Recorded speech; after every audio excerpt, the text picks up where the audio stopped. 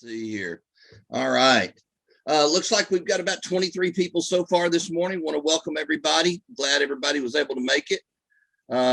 We've got folks from just about everywhere coming on board. I think Gerald Mabry is joining us again from Kuwait. He talked to me earlier. We've got Bruce Petrarca. Good to see you, Bruce. You're out in Arizona. How we doing? Jim, I'm glad we finally got the problem worked out. I believe in getting your email and communication about this meeting. So that's a good thing. I'm glad to see you here this morning. We've got Bob Mangrum. Bob's camera's turned off, but Bob's down here in the southwest part of our division. So we're glad there. We've got some other folks here that I saw from outside the area. If you're from outside the area, raise your hand if you would. Let's see, Mick, go ahead and unmute yourself and tell us who you are and where you're from. Yeah, There you are. I live in Alpine, Arizona, and so I'm in the process of building a HO layout, among other things, and doing a lot of Arduino electronics work right now. Cool. For the Arizona State Capitol. Nice, nice. We need to get you and Speed hooked up. Y'all can talk Arduinoese for hours, I'm sure. Probably. And let's see, who else do we have that we is not from the area? Well, Pete, yeah, Pete, you're going to get a big introduction in just a few minutes. So yeah, that okay. works. Okay. All right. I'll go back to meeting. There you go. There you go. Barry, good to see you. Glad you're here. And lower your camera a little bit. We're getting just your nose there. So you might want to trim it up just a little bit. There you go. Much better. Now we can see you eating. It works. All right. Now then. So guys, welcome to the March edition of Jason Parham. Jason, welcome over from Alabama. Glad you're here. And I'm glad you didn't have to pull a shift overnight there, or did you? You may have, and just now getting in. I don't know. Hey Mike, we'd like to see you instead of it just going to begin in a few minutes sign. Okay, great. Let me kill that share. I thought I'd done that. Let me kill that share and let's see. Let me get over here. Just wanted to make sure this wasn't a recording. Yep. So hang on a second. Let me get over here and we'll go to that. Is that better? Is that better, Jim? Yeah, that's wonderful. Some people might say that's not better. I'm just saying, okay? Well, I'm just trying to be politically correct. There you go. That's just the thing to do these days. That's right. All right. Jason, like I said, glad you're here. Good to see you. Steve Goff, hey, it's so great to see you back here. I'm assuming your bride's there with you, Steve. Well, she was, but she went to run an errand here real quick, so I don't know. She'll be back. Well, that was great, which leads me to thank yous to everybody that passed along get well wishes. I do appreciate it. Certainly nice to be appreciated, and you guys are all very, very cordial to do that. I after my stay in the hospital last week, it was touch and go there for a while. It was pretty scary at some points whenever my lips started turning blue and my gums were black and I had no color in my skin and things like that. And we still are working through all the testing to get it all put back together and find out exactly what's going on. So thank you to everybody who sent that out, including the Goffs. I didn't send a personal reply to everybody who sent that because I'd still be writing them, but I wanted to do it in public and tell everybody how much I appreciated it. Let's see. We've got Dick Brandon missing today with a treasurer's report. Dick is in Mexico playing golf. Good for Dick. That's one of his passions. So he's down there at a resort playing golf, so he won't be here. And I don't know. I mean, I'm sure there's quite a few other people that are missing, but I just wanted to, since he is on the leadership team, I wanted to bring that up. I wanted to take a moment, if you guys don't mind, and honor our two most recent fallen members, John Callison and Joe Batson. Joe was an MMR. And if you would, let's take a moment just to remember those folks and send prayers up in their honor and also to their families.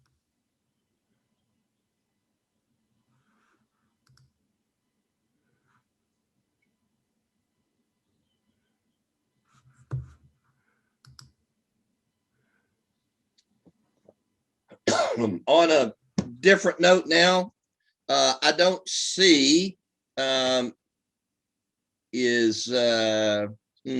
was looking for Mark Lachey and I don't see him. I was going to get Mark to talk to us about the Tulsa Convention. Let me share this with you. This is the website for the Tulsa Convention. If you have not signed up for it, I think now is probably a way to go ahead and get that done. You can go ahead and register by clicking this button right here at the top. I'm thinking that we're on the downside, and as many people are getting vaccinated for COVID as we are, I think that we're probably in a position to where we can go ahead and start making plans for something especially as far out as October. I think this is going to be good. I'm going to tell you, if you've never been to Tulsa and operated on some of those layouts up there, Barry, I'm gonna call on you if you don't mind. Unmute yourself if you would. I know you, for one, have been up to the Tulsa ops sessions before. Hit your space bar to unmute. And that should do it for you. Nope, still muted. Did you hit your space bar on your keyboard? There you are. Okay, good. So, Barry, can you give kind of an overview to the folks who've not been to Tulsa? Tell them a little bit about the layouts up there.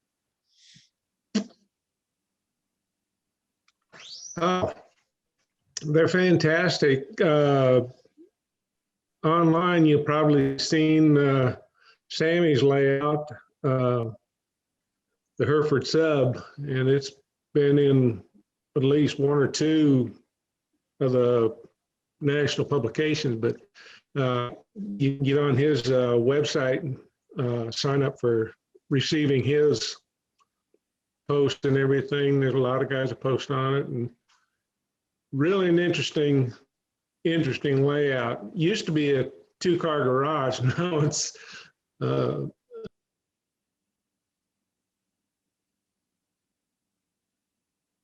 Did we lose him? What he was talking about is the layout that's being shown right here on the screen, the Hereford sub. Also, if we go back, let's see here. I'm going to go return to the layouts page. There we go. Steve Davis has got the Kansas City Southern's layout. This is in a building behind his house that is just absolutely ridiculously great. So it's gonna be an operational dream. I mean, this is thing. He's got one place where a computerized train crosses the main line on where you are. Barry, we lost you a minute ago there, buddy. I don't know what happened. So I started talking about this. If you can unmute yourself, I'll give it right back to you.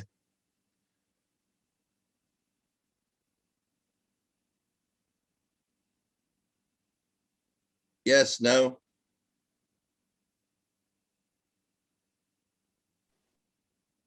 Mike, are you saying basically that's an automated interlocking? So it's like a simulated train? It is. It actually is, Jason. I went through there and one night I was operating with a guy who was not quite as skilled as an operator as you might want. And he wasn't paying attention to his signals. And if I hadn't grabbed the crossing train, the mop train that was crossing the KCS, there would have been cars scattered all over the floor, but I grabbed it and stopped it before it T-boned his train on his interlocker. So it's really amazing. He's got hot box detectors, full dispatching, everything like that. And the dispatchers that he uses, two of them that I've been there with on operating sessions have actually been dispatchers for one for the Santa Fe and one for the KCS. And so it was very realistic operations. Trust me, it was amazing. Let's see here. There's another guy. Let's see. What's the KC? There was one. I don't guess his layout's on here. I'm looking for the guy that's got the layout, and help me for those of you who've been there. It's a switching layout of a terminal, and you've got 3 different switch crews that are on there, and you have to move your cars from location to location. I can't remember the name of who it is. But anyway, the fun part about it Jim is Sinisi. Jim Sinisi. That's exactly right. Thank you for saying that, John. I appreciate that. And thanks for joining us, John. I didn't see you down there. John's joining us from Amarillo. Good to see you up there, buddy. How's the layout coming in the basement? Layout's coming fine. I'm on to replacing the brass snap track with the hand laid G gauge stuff. Wonderful, wonderful. Well, Jim, and I see your hand up there, Joe, or was that you? Nope, that was just my marker over your head, over your face there, Joe. I thought that you were wanting to ask a question, Joe. So anyway, yeah, Jim Sinisi, I didn't see his name on the list, but Jim has got a layout that's a switching layout. And the fun part about it is he gives you personality cards. So your crew has a personality. You may be the friendly, nice guys. You may be the crotchety old farts. You may be the get along with one crew, but not the other crew. And it's all mix and match, and you never know what you're going to do, but you have to play the role of the switched crew that you're in, and how it plays into the rest of the operations. It's a nice little addition to the way that the whole layout runs. So it's a lot of fun. I would really urge you guys to take a look at trying to attend. You definitely want to go to the Tulsa Ops session or Tulsa meeting, and come back over here. Let's see if I can get this to come back up here and go straight to this page. Is not wanting to give me as much as I need to get rid of it. Mike, don't forget Jim Sinclair. Jim Sinclair's layout is fabulous too. I'll go ahead and tap on it right here and show you this. This is it right here. Beautiful Southern Pacific layout. It's absolutely fabulous. He's got one train that every time he runs the train, it stops the entire layout because it's double-headed cab forwards with a cab forward in the middle of the train as a helper. And that train just stops. Everybody just stops in awe whenever that train comes around. So pretty amazing. Good to see you, Ken. Glad you're able to join us. Thanks for getting here. We appreciate it. Ken Kaiser, I was speaking to you. There you are. All right. All right. So let's see here. I'm going to stop that share on that and get back to where we were. Also, I want to bring up a different share, if you would. I was contacted the other day by a guy who has the rights, little did I know, to the picture that's on our main screen for our division website. And the story, as I understand it, is this is a John Winfield print. John gave us permission to use it on our website. However, it was a commissioned work by the North Texas Railroad Historical Society. They are giving us permission to use it on our website and have a number of extra prints in hand. And I think that the current going price on those is $25. So for a Winfield print like that, that's a whale of a bargain. The name of it is called Fort Worth Crossroads. It is looking from Tower 55 back in northwest into Fort Worth. You can see the Hotel Texas there. You can see a Santa Fe engine as well as the TNP, and it's a pretty historically accurate picture. If anybody would want one of those, if you will ping me with an email, there are a few that are signed and numbered. I don't know how many of those there are, but there are a few that are signed and numbered. If you would like to have a copy of this print, and typically the Winfield prints are, I want to say 16 by 24. Is that the right size, Dwayne? Isn't that typically about the size of his prints? I believe so. I'd have to go back and measure them, but that sounds about right. So thanks. And so these prints are available. If someone would like one, I know I'm going to get one for my office. If you'd like, drop me an email to director@cowcatcherdivision.org, and we'll get your name on the list and try to get something going there. I'll get you in touch with the people that have the print, and we'll figure out how we're going to exchange the compensation and get the prints to everybody. So if you'd like to have one, director@cowcatcherdivision.org,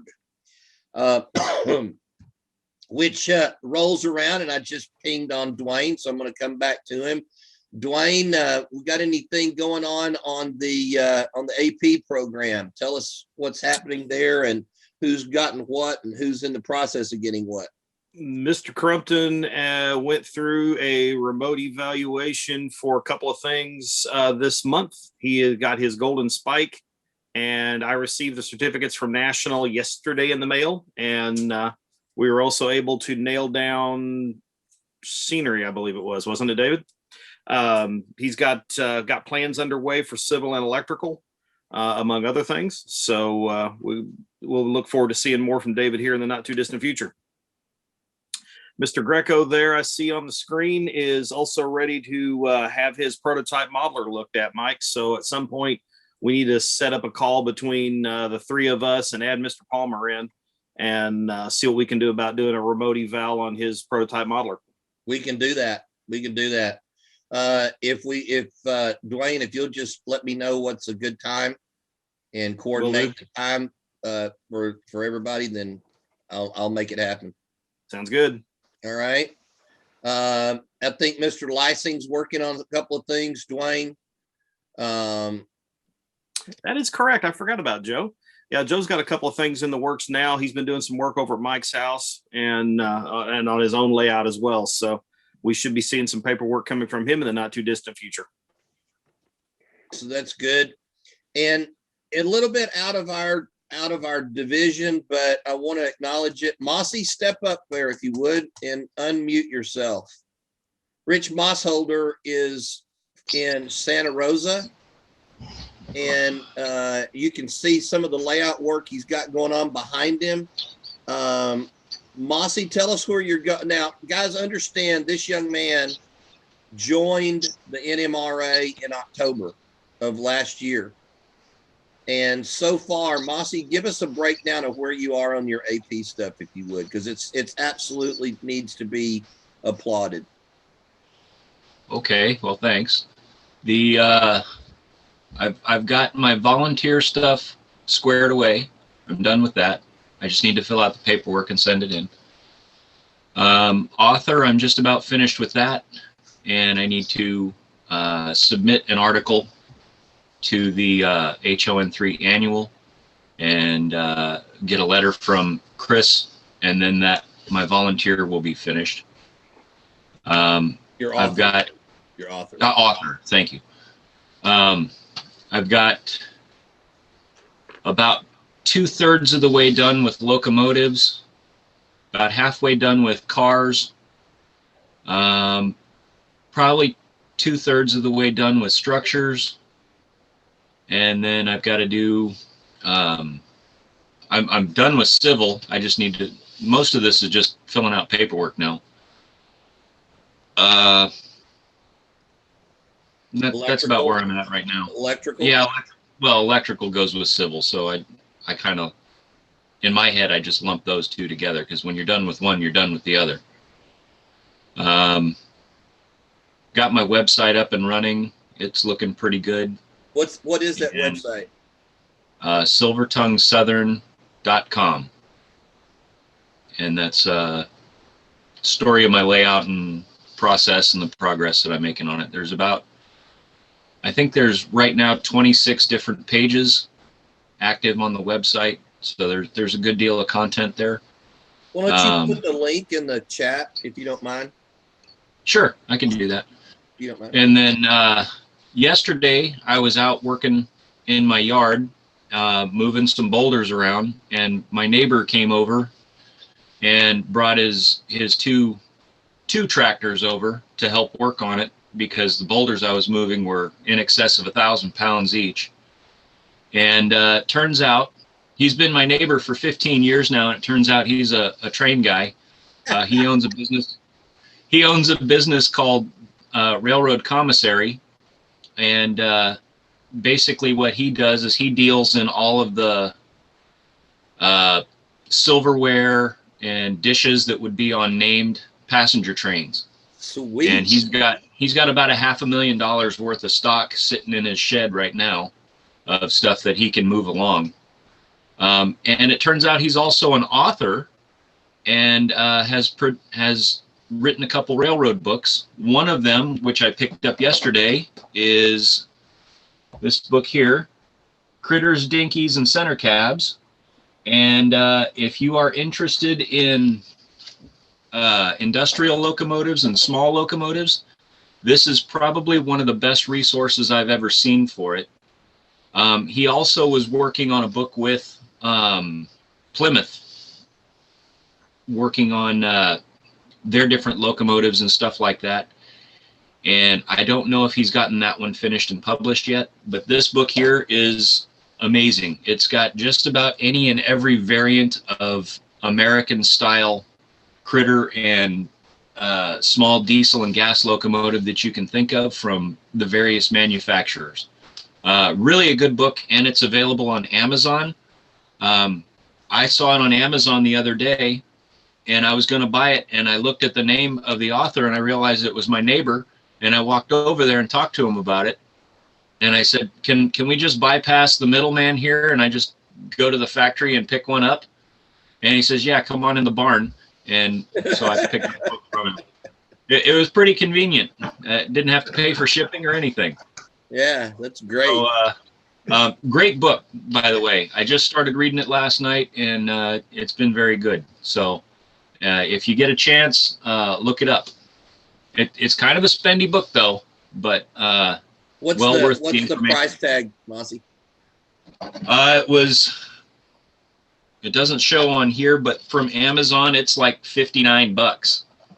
It's an expensive book for a paperback, especially.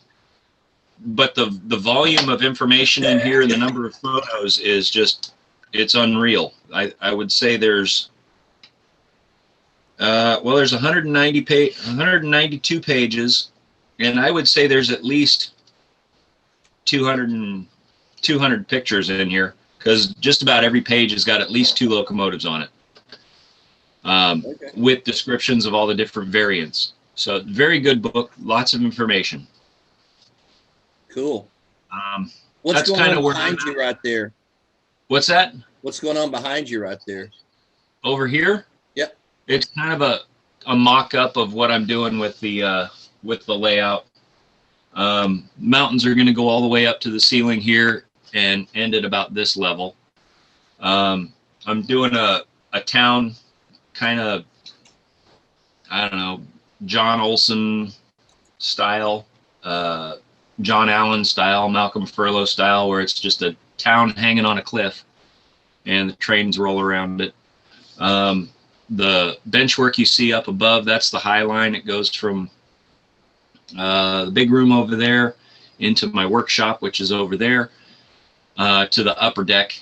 And I got to work on the grades and get the track laid in there because it's still a little bit steep. There's sections where it's 2% and sections where it's 4.5%, and that's not acceptable. So I got to even it out a bit.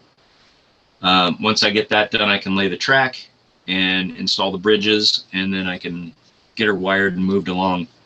I made 2 curved turnouts on either end over here to make the passing siding, which comes around.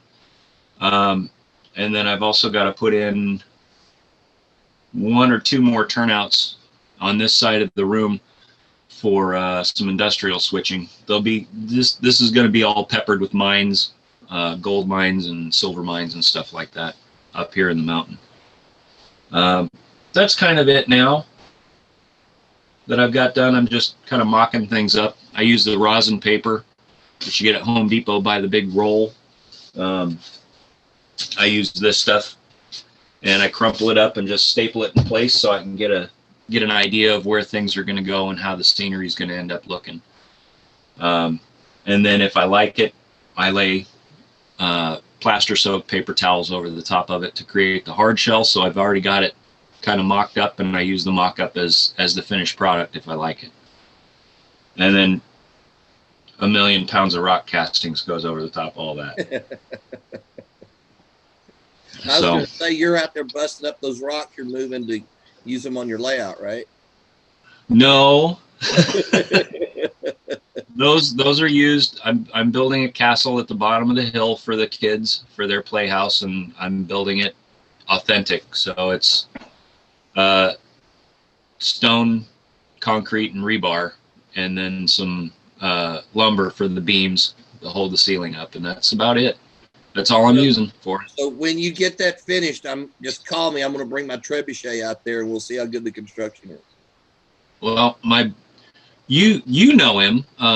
He goes by Cactus, but his name's Keith Glab. He's actually making me a cannon to put up on top. Yeah, it's not a usable cannon, although I wish it was. But he's casting a small cannon out of aluminum for me. And if you know anything about cannons, if you were to put any shot inside aluminum, the thing would just disintegrate and I was going to say that's not going to work out. Kill the operator.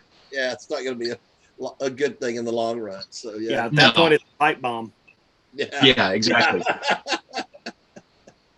Incidentally, last night it sounded like about 10:30 at night. It sounded like somebody lit off a pipe bomb not far from here, but I haven't heard what it was. But it rattled the windows in the house. I don't know if somebody was out screwing around with some monster fireworks or not, but it scared the crap out of the kids, and they came upstairs and crawled in bed with us, and it was a pain in the butt. Anyway.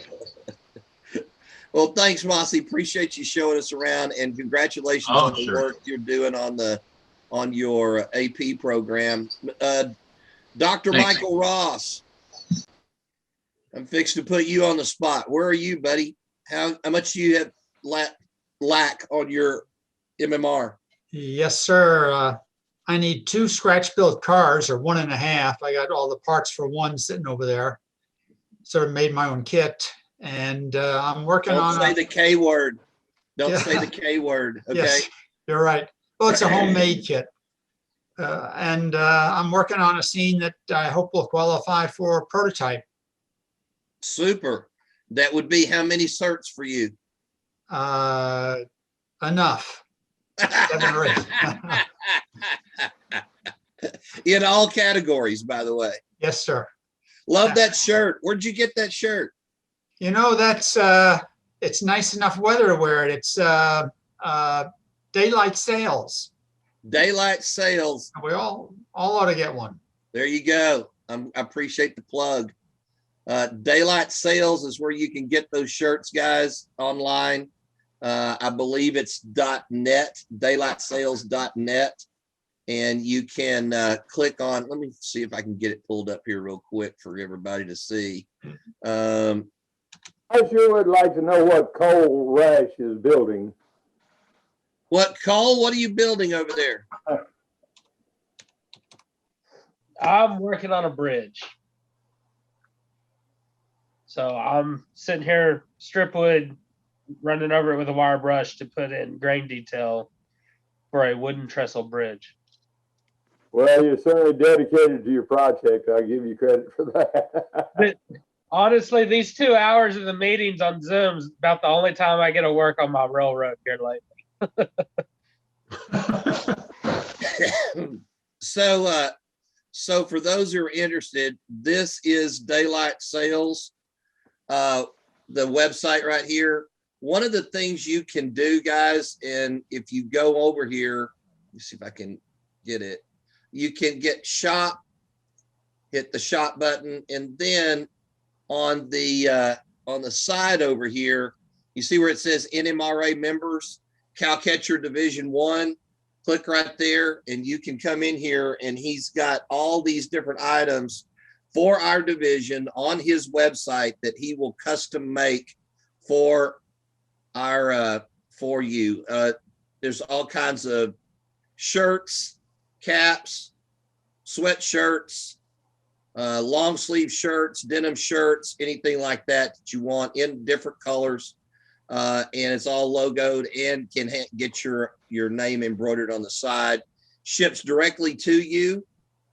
You pay them and it ships directly to you. So we've got this all set up. I urge you to reach out there and get something as well right there. I'm not sure. I was going to be looking at, it looks, he hasn't put it up yet, but we are also going to be having shirts and caps and things for the 2023 convention on here, because he's already got the artwork for that. And so you'll be able to buy your convention materials through this outlet as well. So just a little teaser right there.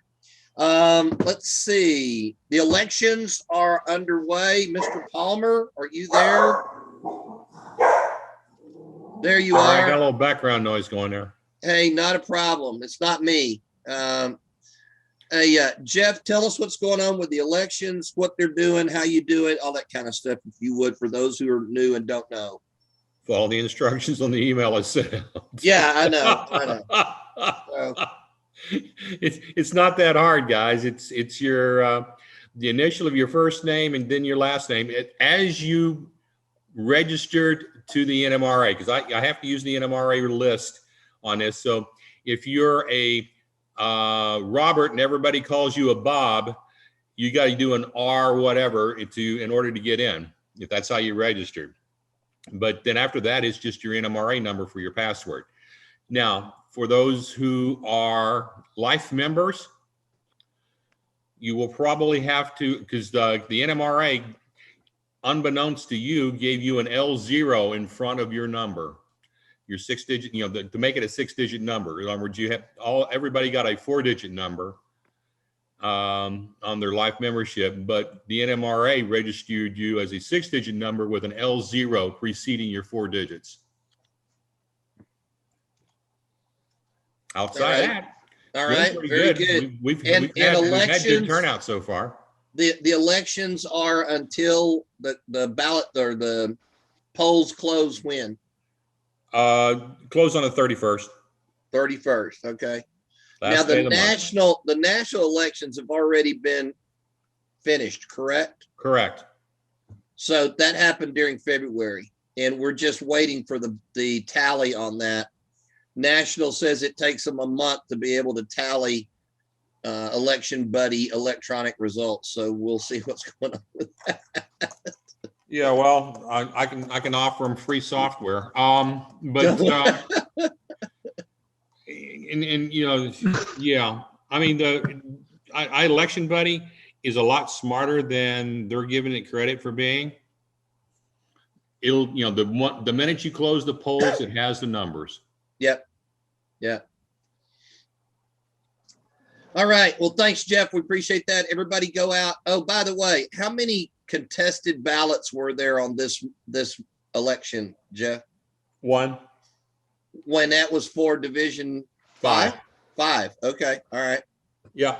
Very good. All right. So apparently you guys are stuck with me for another 2 years. Thank you for your endorsement. I appreciate that. There was no chuckle whatsoever from anybody on this screen as I'm looking at you guys. I'm just telling you, you guys are a solemn bunch now.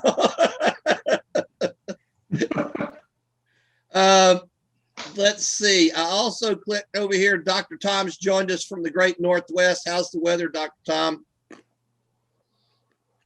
Whoops. There you are. The weather is spectacular. Partly cloudy, cool. We've had very little rain this spring. Okay. Contrary to all warnings, it has turned out to be magnificent. All right. Cool beans. You couldn't ask for better weather. And we Good didn't have any of the electrical problems that Texas had. Boy, So- I'm telling you, it was bad. It was nasty bad, brother. Just Yeah, let I you know. know. It's incredibly ironic to move up here, get great weather, and have no Yeah. problems. Yeah. Yeah, it was Oh. it was pretty nasty bad down here. It's Yeah. amazing to me to see the number of people in our neighborhood that having solar panels installed on their roofs right now. Well, Yep. that'll work down there. Yep, it will. All right. Let's see. Who's got some show and tell going on? Cole, you're first up. Yeah, busted. All right. Show us what you got going. Right now I'm just doing the strip wood. The only other thing I've done recently is, let's see, I'll turn this camera around.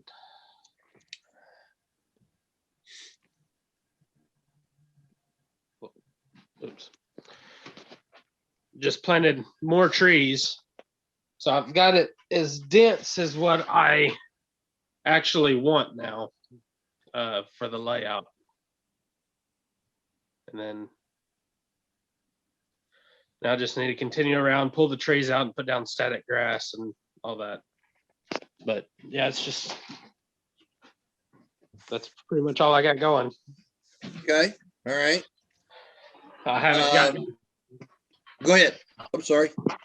haven't had much time to work in the layout in the train room lately because of work. All right. Who else has got anything they would like to share? Raise your hand. I'm sorry. What? I do, Mike. Okay. Talk to me, David. Okay. I've been putting up some backgrounds on my layout from realistic backgrounds. I had a background that I loved that I ordered. It's a power plant. It turned out that the scale of it is just a little bit too big for my HO. It would look good on an S or maybe an O gauge layout, or if you had an HO layout and you located this background fairly far away, so the perspective would look good. Anyway, the dimensions on this is 12 by about 40. Let me show it to you. My purpose in this is, you can see that? Yep. Okay. I've got the same one. My purpose on layout. this is, it only cost me $11. I don't need it. I am willing to give it to somebody who thinks they can use it on their layout. I'll put my email address in the chat. If you'll send me your email address and say, hey, I would love to have this, then maybe we can talk and make arrangements to get it to you. But I hate to throw it in the trash. It's a great layout, and I'll put my email address in the chat. Thanks, David. You're And welcome. David, speaking of giving things away, I wanted to share this with you. I was on a Facebook chat group the other day. That's the Cotton Belt chat group. And this lady says, I live in Mineola and I came across a picture that of something in a collection here in the museum that is from Fort Worth, Lancaster Yard of the Texas and Pacific. And Lancaster Yard, David, is right down, obviously, from Tower 55. So she goes, does anybody want this picture and can it be used for anything? And so I raised my hand. I said, we could put it at the Texas Western. So I was going to give it to you yesterday when you were going to come over here. Unfortunately, that didn't happen. But this is a picture of a TNP engine leaving the yard headed towards Tower 55. We've got it, and I'm going to give it to the club, and we can get it framed and hung there as part of the historical reference of the club. So, Sure, love to have it. Thank you, Mike. all right.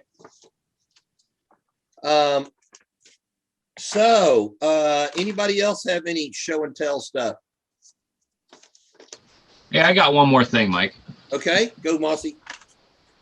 So, some of you know this, but there's a Tuesday night Zoom meeting that I attend, and it's a lot of guys from your group down there. And I have been building models of structures with everybody's name on it for my layout as kind of a little homage to my friends there. And I'm going to show you the one I made for Jeff Palmer. This is his chicken shack called Fusterclucks. And it's pretty good. I'm pretty pleased with it. Basically, if you're familiar with FOSS scale models, they have a program called the Kit of the Month Club, and that was one of their kits from that, and it just seemed like the right thing for Jeff. So I just wanted to share that. Here it comes. Palmer just unmuted himself. It's coming now. Here we go. Dwayne. Yes. Sorry, I was on mute. That's probably what, an 85, 86? Yeah, somewhere in that neighborhood. I was going to say 82 and a half, but that's me. All right. I was hoping for 30 points, so that's a hell of an improvement. That's too funny. That's too funny. That's great. And thanks, Mossy. I appreciate it. It's a better looking model than I anticipated. See, I'm surprised you didn't have, you might, outside, laying up against the thing and with a bottle in his hand or something. Well, I can show you that one too. Yeah, that would cool. That's cool. Hang on, I'll go get it. Oh man, you guys. Don't want to leave you out, man. I mean, that's right. As the song says, that's what friends are for. That's what friends are for. Petrarca, where's Petrarca? Here's Mackey's Pub, and there he is sitting on the side with his bottle. There you go. There you go. And Petrarca's Sausage Emporium. Yeah, that's in the other room too. I don't know if I'll show that one. That's got a little more stuff in it. Yeah. So. Yeah. But anyway, thank you. Scandalous is a nice term for Petrarca. So yeah. Anyway. All right, guys, you're beating up on me. Yeah, that too. I do have a comment though. Please. You guys are sitting there talking about assigning points and all of that. Back on Valentine's Day, Linda and I went out to dinner, and they had a wine pairing, and you could and a sheet to keep track of each wine that you had with the dinner, and it had up to 5 points. And so when we were done at the end of the day, I added the points up just out of curiosity. What were the total points?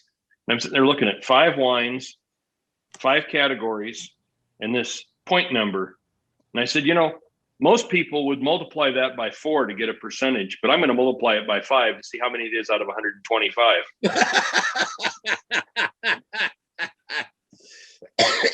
by the way, Bruce, you've got some folks that have just done some AP stuff out in your area, didn't you?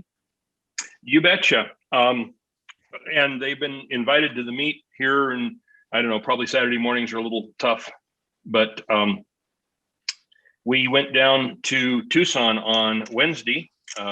Two guys from here, one guy from Tucson, and we went to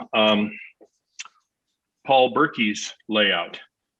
And Paul joined the NMRA about a year ago and started applying for certificates last June with his chief dispatcher.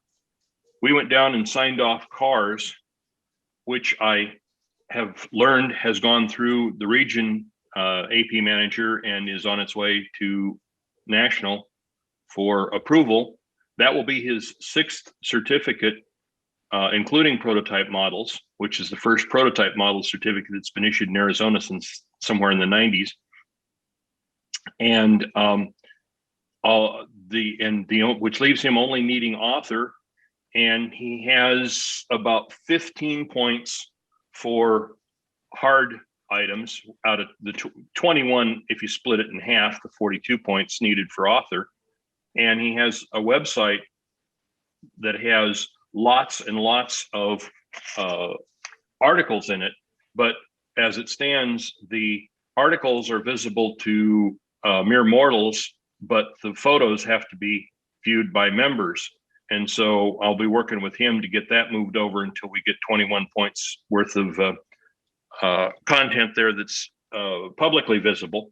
And that which leaves him basically 6 points short of his author. And he has an article into the PSR regional publication that should get him those 6 points. So look for him as an MMR, hopefully later this year. We have another fella, Bob Ginger, who started off in August, and he is a few cars away from his MMR.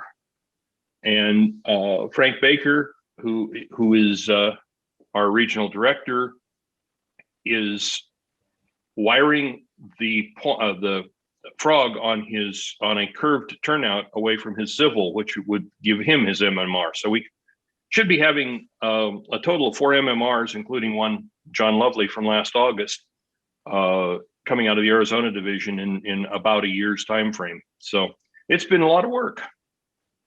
Cool. Good job. So anybody else have anything for show and tell or AP stuff? Nobody? All right. Now we move on to tips and tricks. I've got one that I want to share. It kind of came about oddly enough, but I wish Terry Morris were here this morning, because Terry used to work on a track gang in a crew, and he could definitely attest to what I'm about to share. I was doing some ballasting on my railroad this past week, and the ballast hadn't settled into the track. And so I was looking for some way to literally tamp it down, just like a regular tamper would do on a railroad. And so I reached back into my toolbox, and believe it or not, I've got this little bitty wooden mallet right here that I got with a small construction toy set when I was under 10 years old. Now, this little mallet has been through who knows what and back, but it is a perfect tool for what I was talking about. So I just very, very lightly just tapped right beside the track, and it tamped down, and all of that ballast just settled right in and settled down just like it would if you were on a real railroad. So this has officially become my tamper. and it works perfectly for doing that. It just settled it right down. Now, I'm not talking about sledgehammer, try to knock it through the thing. All I'm trying to do is just create a little bit of vibration so that that ballast settles in and drops back in and settles just like it would if you were putting that in real life and tamping it back down. So that's my tip or trick for the show today. Dwayne, you got anything you want to throw in there? I know you always got them up your sleeve. Something along the same lines I've used in the past is a sander. Take a sander and hold it up against the outside of the bench work out there, and with no sandpaper on it. Yeah, it'll sit there and vibrate the whole layout just a little bit and help that ballast settle down. Yeah. One of the problems we have with ballast, there's a couple of problems we have. That typically it's out of scale. It's too big. There were some companies back in the day that made in-scale ballast, and if you can find that for HO, it looks a lot better, and you don't have as many problems with it clumping up there on the top and not wanting to settle down in between the ties and things. So if you can find in-scale ballast, that's usually my recommendation. It's the best way to go. I always, or on my layout, I'm using fine on an HO scale layout right now. And yeah, one of the things to stop and think about is use a figure as a scale reference. Okay.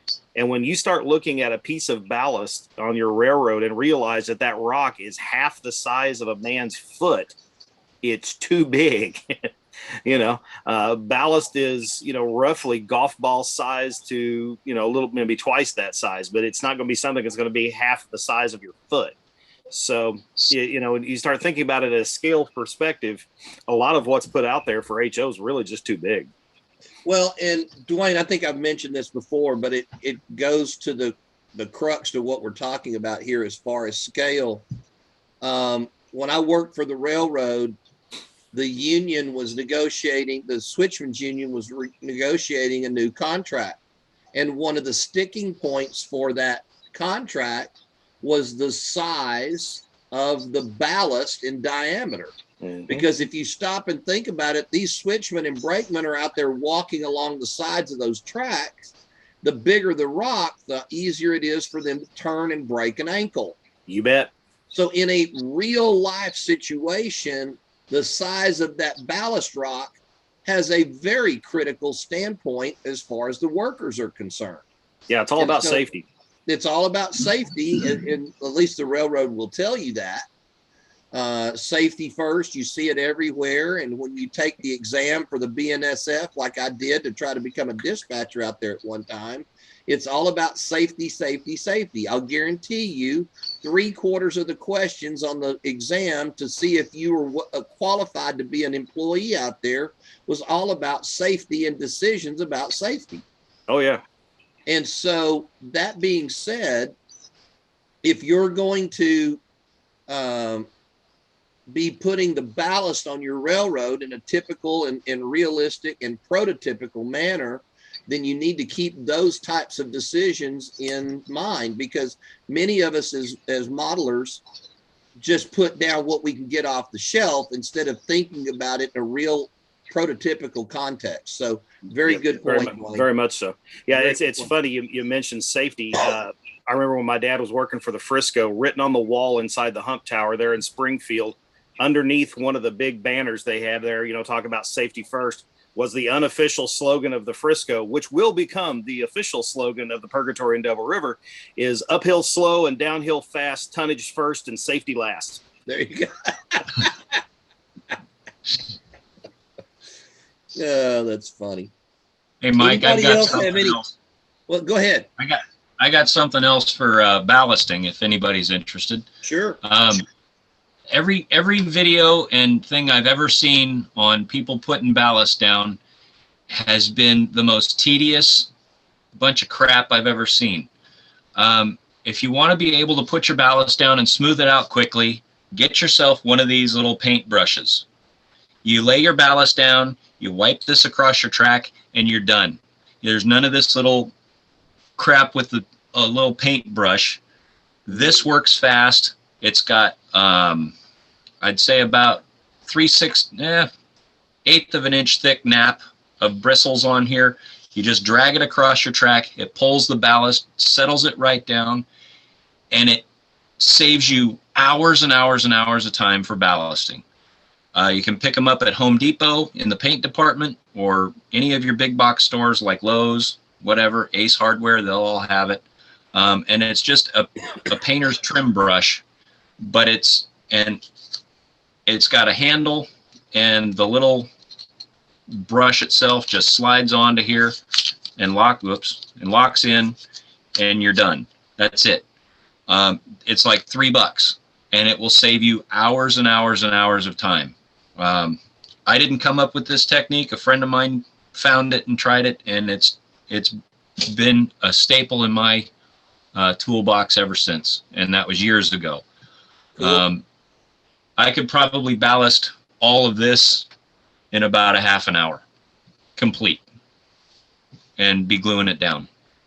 So try that out. If you like it, great. If not, stick with your paintbrush. Joe There you go. Lysing, did you get that down? Joe's nodding and grinning, so that's great. I know Joe's going to be ballasting some track here pretty soon, so that's pretty cool. All right. Thanks, Mossy. That's great. Anybody else have anything? All right. Q&A. Who's got questions that we can help answer as a group? Anybody? Oh, come on, guys. Somebody's got something. It's been a month now. Steve, go ahead.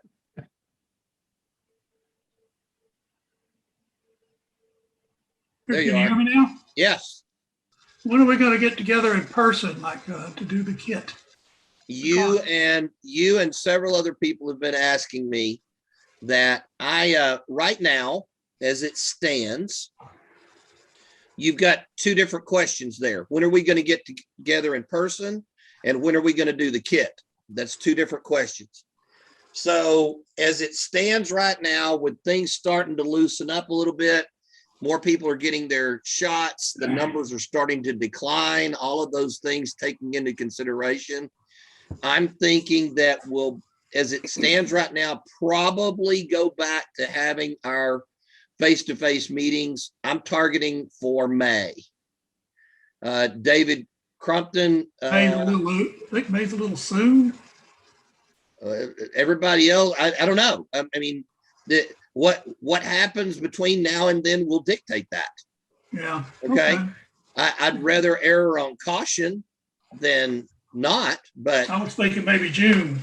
Well, and you know, it's a roll of the dice, Steve. Right. You know, you say June, I say May, somebody else says July. You know, I mean, who knows, right? So hang on just a minute, Joe. I've got you. So we're in a position currently that right now, the answer to your second part of the question about the flat car clinic, the flat car clinic is scheduled on our schedule for July. Okay. All right. And we have our meetings are in a position to where we can shuffle. Joe Lysing is our program manager for the division, and we've got meetings scheduled that we can shuffle around. And we have a different schedule for May, but if we need to, we could put the flat car clinic up in May or whatever. Joe, what do you want to say? You covered it. Thank you. Oh, okay. So, All right. Well, appreciate that, Mike. Right, yes, sir. Right now, May is scheduled. Well, let's see. Let me back up for a second. Next month, Clarence Zink is going to be talking about mines and on your railroad. Now, Clarence is a certified geologist or whatever, and I don't know exactly what his specific title was at his company before he retired, but he used to travel the entire world and talk to mining companies about what they need to be doing with what kind of bits and everything else, and how their mining techniques were. And literally he'd be in Zimbabwe one week and Oslo the next, and who knows where the third week. And so he was literally all over the planet. But he's going to be talking about mines on your railroad, because typically model railroaders look at coal mines or something, something of that kind of an ore. But there's all kinds of ores and things like that. And I think this is going to promise to be a very interesting and enlightening presentation next month on mines. For instance, I was asking him, I'm modeling East Texas, and I said, is there any mining in East Texas? He go, yeah. And I said, what are you talking about? I said, I wasn't familiar. He said, iron ore was mined all over East Texas. And I said, what do you use that for? He goes, one thing is they would grind it up and add it as an additive to cattle feed to give them more iron in their bloodstream and make them stronger. And it was healthy for cattle to have an additive of iron in their blood. And I was like, I had no idea. Well, I've got a stockyards on my railroad, so now it makes sense to have an iron ore mine on my railroad, and that's what's going to happen. So there you go. And that's what kind of gave me the idea of having this particular topic that we can feed off of. Now, the following month in May, Dwayne is going to key off of that and carry it a step further. And the clinic that we have set up is giving your railroad a purpose and tying all of the things that we're talking about on the mine to things like the stockyard, or this building or this particular industry draws from another industry on your railroad, and that one draws from this industry, and it becomes a symbiotic relationship where all of the different industries feed each other to get an outbound product, and how that all comes together in setting up your railroad accordingly. So that's what's currently scheduled for May, Stephen. Now, June is typically our cookout and social. And I'm hoping that we can still do that and have a place. And David, I'm going to come back to you in a second. So go ahead and unmute yourself if you don't mind. The last time we did our social, we kind of did it over at the Texas Western and cooked hot dogs and hamburger kind of thing on the back porch out there. David, is that still an option if we were to start getting together with face-to-face meetings? Do we still have the ability to do that over at the club?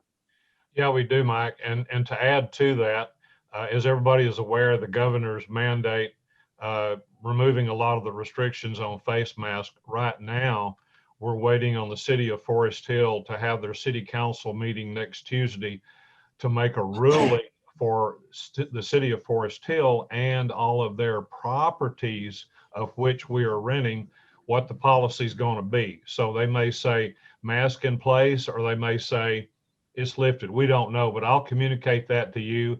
But worst case scenario, we're there, we're having fun, we've got masks on, and all is good. Well, and that was exactly why I wanted to call on you, David, to get let you give everybody the update as to what Venus had sent out to you and I the other day. She copied me on that, or you copied me on it. Anyway, I got the email that was talking about that meeting. So thank you for bringing that up. And that's exactly what I was hoping you would do. Okay. You got it. All right. Any other Q&A on any topic? Thanks, Stephen. Good question. I'm glad you asked that. Okay. Yes, sir. David. I've got a question. In redoing part of my layout, I've discovered my ballasting looks really, really great from the top surface. But when you start removing some of that ballast and digging down to replace track and what have you, I've used the traditional method of wet water, alcohol and water to get everything good and wet. And then I've either used a spray adhesive or I've used an eyedropper. But what I found is the upper layer has a good hard crust, but when you start going down lower, you're back to powdered ballast. So what I'm thinking is I'm just not soaking the ballast well enough with the wet water for the glue to get down. Is that correct? That's exactly correct. Exactly correct. Yeah, you really want to saturate that. And the way I always recommend you do it, and this is kind of same for putting down scenery, is come in and wet that down with a highest alcohol content rubbing alcohol you can get. It's the same stuff I make my stains out of and all of that. And the reason being is you're going to want to water. Yep. And then you come back in with basically your glue and water kind of mixture, or even better, matte medium and water. Right. Because the alcohol will absorb it. And if you get it good and wet all the way down to the bottom, then it's going to suck that in there, and the alcohol will absorb the water and help it spread faster and Now, deeper. On your wetting, are you going straight alcohol or an alcohol water mix? Nope, straight alcohol. And the reason alcohol. being is I want that 90% or whatever, the 93 or whatever that high alcohol content is, because then it's going to absorb more water later. If you mix the water with the alcohol, it's already absorbed all it's going to do, and then it really isn't helping you disperse that glue or adhesive the way you would like for it to. Okay. Also, that higher alcohol content changes the adhesion level on the tension of the surface of the H2O, David. Yep. Okay. And what it does is when you change that. I'm doing some ballasting. I'm sorry, you're doing it now, Mike? Yeah, I'm doing some ballasting right now, and I'm just pouring a little alcohol in the water glue mixture. If you just put alcohol on, you've got to work that area before the alcohol evaporates. That's true. Keep the mixture of alcohol, water, and glue there, and it's good anytime, and it soaks in fine. Okay, good. I would say use scotch, but that's borderline alcohol abuse. That's a waste of good scotch. Yeah, it's a waste of good booze. I'm sorry to say, why are you wasting good scotch? You know, It's a high tone layout. yeah. Where is that layout in Ireland or Scotland?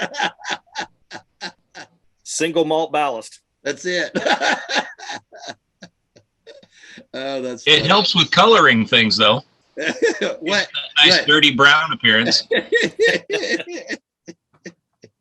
Oh, you're killing me.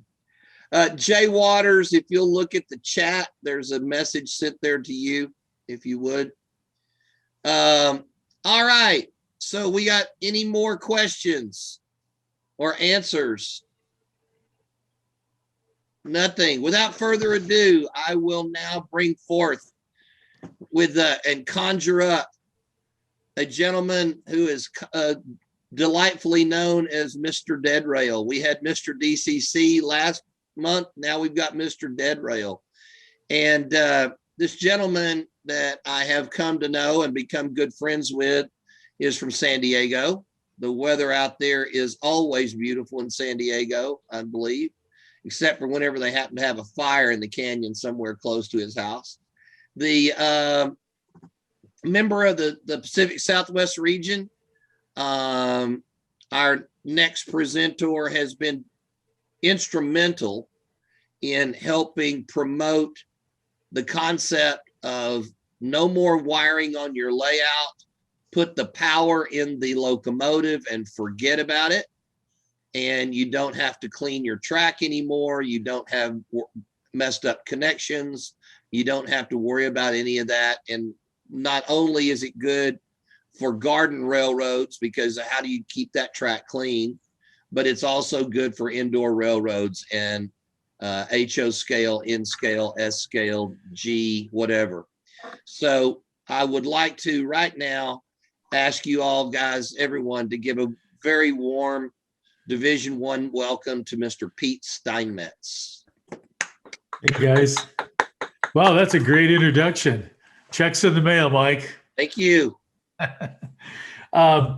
Give you just a bit of background before I get into showing you some products. We formed a group called the Dead Rail Society in San Diego, and there were about 8 of us.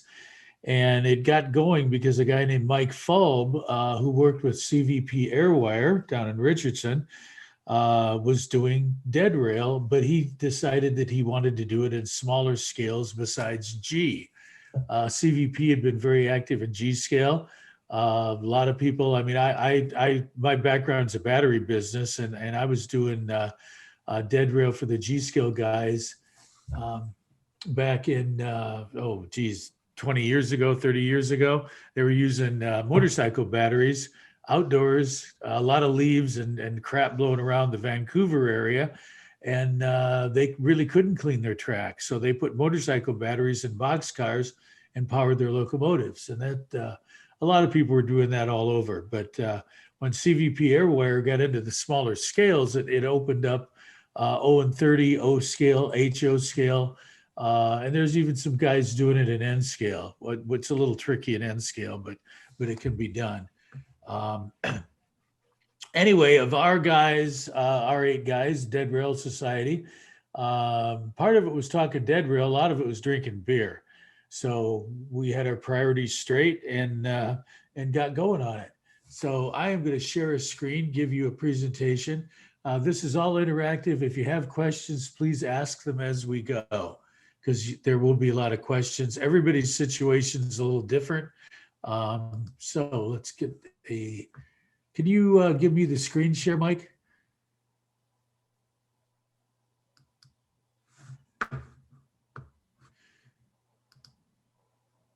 There we go.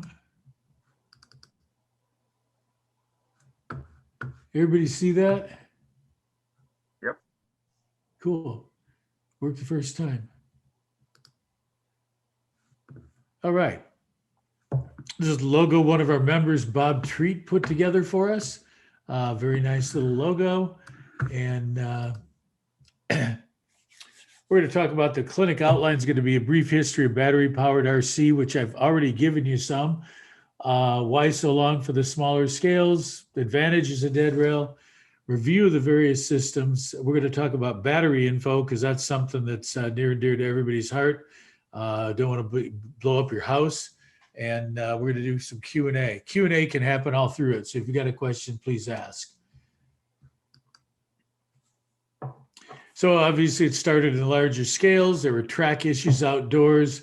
There really weren't any size limitations. So people were using motorcycle batteries and just small, whatever they could get, a lot of nickel metal hydride, NiCad. PCs, the batteries were big, so they really weren't applicable to anything smaller than G scale for many years. PCBs got smaller. CVP Airwire started making a lot of smaller printed circuit boards for their what they call their converters, which are nothing more than receivers. We'll get into that. I'll show you some stuff here in a couple minutes. Lithium polymer matured. In my career in batteries, I was involved in the development of lithium polymer batteries. A lot of factories burned down. So I think Sony burned 3 factories down trying to figure out how to make safely make lithium polymer batteries. Got into O scale, O and 30. That's where my introduction to the real battery power dead rail was in O and 30. S, HO. A lot of guys are doing it in HO and 3 and now in N scale. Works with DCC and sound, works great. There's no interference operating dead rail on a DC or DCC layout. Remember that, because sometimes guys, and I've heard stories about guys going into their club and they want to run dead rail and some knucklehead that doesn't know basically shit from Shinola says, oh, you can't do that, it'll interfere. It will not interfere. It has absolutely nothing to do with your track power once you go dead rail. Advantages, minimal track cleaning, no power to the rails. You don't have to sit underneath the layout and have hot solder dropping in your lap. Obviously less wiring. It is very reliable. You're not going to go over a turnout and have your locomotive stop. If you're building a new layout, it's really less costly to go dead rail from the get-go than it is to invest in all of the equipment that you need to wire your layout. And it can operate on DC or DCC layouts at the same time that the other people are operating. Really a win-win situation. Major North American suppliers, Blue Rail trains. Blue Rail is a lot of people have not heard of them. They developed the Easy app for Bachmann. Bachmann sold over 10,000 Easy apps. They're controlled with a cell phone, either an Android or a Apple device. Tam Valley Depot is another one. Tam Valley Depot, you use your existing DCC controllers. What you're doing is you're simply taking the DCC signal and transmitting it through the airwaves as opposed to transmitting it through the track. It's as simple as that. CVP Airwire. They've been around for a long time. They're really one of the premier suppliers and older suppliers of dead rail. They started in G scale and they're very strong in G scale, but they do a lot in the smaller scales right now. SCAB, Neil Stanton was connected with Northwest Shortline, not anymore. A lot of people like the SCAB. Secondary suppliers, I call Deltang a secondary supplier. They were somewhat strong in the US. They had some support. Garen Mortensen, Mr. DCC guy, whatever he was calling himself, was a Deltang supplier, and he could get all of the stuff from the UK. He decided he didn't want to do it anymore, so he stepped away, and nobody's really picked it up. So if you're interested in Deltang, you need to go directly to the UK to get it, and their support is not great. They had to redesign some of their boards due to component issues, components being discontinued, and I'm not sure that they've actually redesigned them. The advantage of Deltang is it's very inexpensive to get into dead rail. You can make your locos go forward and backward. You can turn the headlight on and off. That's about it. It is not DCC. Whoop. I went a little too far here. Let me go back one. Let's see. There we go.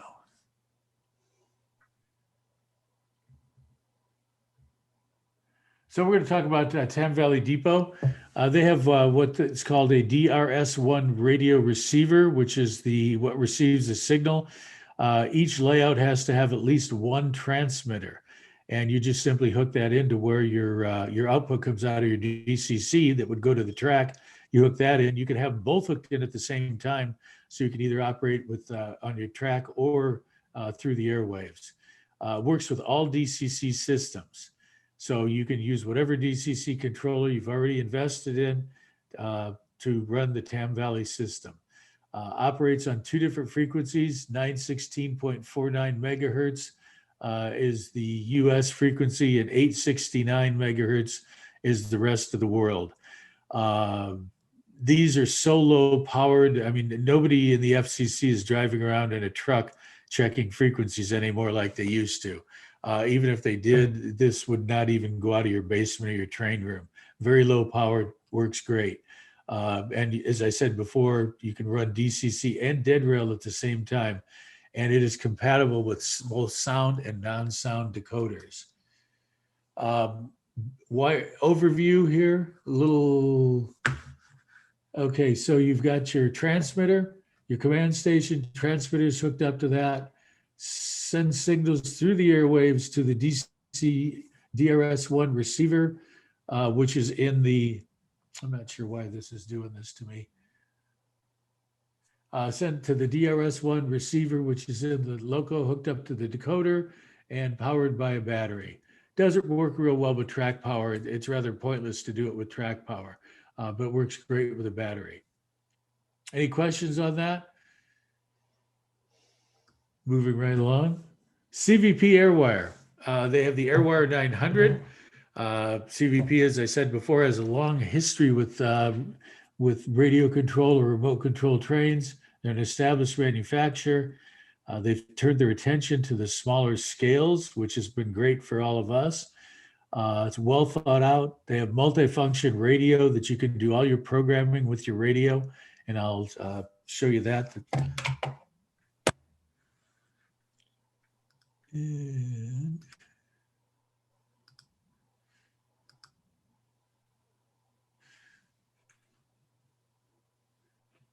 you can see this. I'll show you this more after I get done screen sharing. But anyway, let's go back to my mug.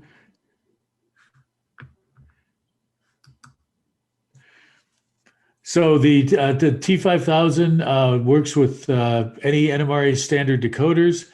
The converters have three different sizes. There's a 1.5 amp, a 2.5 amp, and a 5 amp, depending on what scale you're using and what your motor requires. This is the smallest one, the CVP converter. You can see it compared to the size of a quarter. This is 1.5 amps. Works great. I can't tell you that I get any of them back that are broken. And people have a hard time frying them as long as they follow the directions. Here's how you hook one up. Got your battery, goes into the converter here. Output, very simple, 2 wires, goes into your decoder, and then your decoder does its normal functions. All you're doing, remember this, all you're doing is you're taking your DCC signal and you're sending it through the airwaves as opposed to sending it through the track. This is the T5000. A lot of guys want a knob, and you get a knob with the T5000. Some guys don't like the sliders that are on cell phones or some of the other ones. They don't have a DCC system. I recommend this because it does everything that it does, and it talks directly to your train. You don't need anything else. You control your trains with DCC through the T5000. It's a programmer and a controller, so you can do all your CV programming with it. It works with any NMRA compliant decoder. You can program in both service or ops mode. 28 DCC functions on the keypad. And the important thing is, a really important thing, nice feature, 16 different frequencies. So you can set up your 16 different locomotives running on different frequencies. Now you can't control them all at the same time, but they're all set up and you can just flip back and forth between them. Blue Rail trains, DCC controlled. The new boards are controlled by an iOS device, meaning an Apple product. There is not an Android version of it yet, but we hope to have one done by sometime in the fall. Sound requires an NMRA compliant sound decoder, but if you just want to run it in what we call basic mode, that you can use it as a motor decoder, and it will control your motor and lights. And it's quite a good motor controller. We have a lot of people using it in basic mode that are not interested in sound. It's available on a 2 amp and a 5 amp board. I'll show you these boards here after I get done screen sharing. Very small 2 amp receiver, 1.5 by 0.57 inches. The 5 amp board is 2.75 by 1.35. So you can fit them in a lot of different places. They're available with both an internal and external antenna. For the 2 amp board, we sell them mostly with internal antennas because people are using them indoors. And the external antenna version is sold with the 5 board. The app is available in the App Store. It is free and is updated automatically. There was just a big update about a week ago. And the website is bluerailtrains.com. As I said before, you can operate on DC, DCC, or battery power with the Blue Rail trains. You don't need to be dead rail with it. It will operate on DC or DCC. 2 amp board with an internal antenna is $95. App is free. As I say, we update it regularly. You can read and write CVs, which is really slick. The programming is very, very easy. The consisting and speed matching, you can consist and speed match in less than a minute. I'm about to, after I get done with this, head out and try to speed match an Athearn Genesis loco with a Rapido loco, and I will probably be ripping hair out this afternoon. There's good email support for it. You can buy it through my website, www.deadrailinstalls.com, and I'll be happy to answer any of your questions if you shoot me an email. The board is very easy. Blue Rail app in your phone, Bluetooth module, power, tracker battery, 2 wires go into your decoder. That's it. Very simple. Now, it said Blue Rail by Tam Valley. Tam Valley Depot is the manufacturer of the boards themselves. They not only manufacture their DRS-1 boards for Tam Valley, but they also manufacture the Blue Rail boards. Deltang, not DCC, we talked about, operates on 2.4 gigahertz, small receivers. They're inexpensive. System and controls about $150. They won't control sound decoders, no DCC, so no CVs, no North American support. And if you want them, you get to buy them directly from the UK. Deltang wiring. Once again, battery, charge socket to charge your battery, switch to turn it on and off, receiver, motor. Now, we're going to talk about batteries. Going to use this. What I suggest is people use the smallest battery possible. I was at the narrow gauge convention in Seattle one time, and a guy was doing G scale, and I was just wandering around looking at stuff, and he showed me a battery that was literally the size of a brick. And I said, well, why is that battery so big? He said, I only have to charge it once a year. I went, huh. And I said, do you sell these? He goes, yeah. And I said, well, how do you ship them? He says, oh, I just put them in the mail. And I'm thinking, well, when I'm riding on an airplane, I got US mail underneath me, and I don't want one of these things sitting underneath my seat, because these things, that would have bombed. That would definitely bring a plane down if that ever went off. I suggest using the smallest batteries possible. And that way, there's many advantages. That space is one of them, because batteries take up space, and doing dead rail, a lot of doing the dead rail is figuring out where you're going to put everything. So what I suggest is people make a design so the battery is removable. Absolutely use a battery with a PCM. And what's a PCM? PCM is a protection control module. The PCM controls overcharge. In case your charger forgets what it's looking for, it controls short circuit. If for some reason you short circuit it, it will cut off instantly. And it controls low voltage, which to us is the main thing. Cuts it off at 3 volts per cell. Guys that are using RC cells, there is no PCM on any RC batteries. They do not control low voltage. You can take them to 0. And if you take them to 0, you will permanently damage your batteries. There's no cutoff. There's no short circuit protection. Probably all of us have seen the video of the guy that's holding some type of vape in his pocket, and it goes off and it blows up and burns him, and he's trying to rip his pants off and all that kind of stuff. Won't happen with a PCM. I say don't use RC cells. They're low quality and they have no protection. Part of my battery career was surveying polymer factories in China.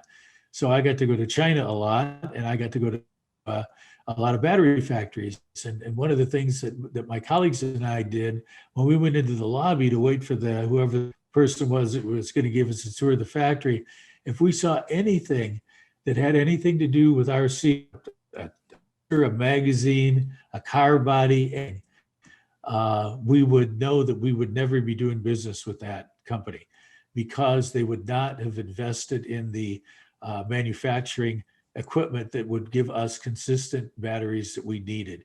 We were looking for medical, we were looking for computer stuff. We needed consistent quality, and RC batteries don't offer that, which is why they're so cheap. You can buy an RC pack for $6. You can't buy a pack with a protection control module on for $6, but you can rest assured that the pack with a protection control module is going to do what it says it's going to do. People will disregard this advice. I get people all the time that talk to me and say, well, I'm using RC batteries. And I go, not really a great idea. Comment, Pete. Yes. Pete and I have been together on a lot of this stuff for a long time, and I'm working on some ON30 passenger cars. And I was looking for a battery that would fit inside the restroom in the passenger cars to light up the lights in them. And I fumbled around and I found something on Amazon, and I got 5 batteries for $15. And the first one I put on the charger blew up and just about burned my layout down. I rest my case. Didn't it get about 4 times the size of the battery? It swelled up, Bruce? Well, actually, it started. I put it on charging. It started swelling. I disconnected the power from it. It continued swelling, and it was only about only about 1.5 times its normal size when it turned into a firework. And literally red hot metal was all over the place. And this is something that's like 3/4 of an inch long and 1/4 of an inch thick and maybe 3/8 wide. So just because they're small, they are mighty. And it also left a scorch mark on your floor, if I remember correctly. Yep. And Didn't it embed itself in the wall too? Was there a piece in your wall? No, it bounced off of it was on my workbench, and I was holding it. I had a clip holding it by the wires while it charged, and it was sitting on top of a ceramic tile.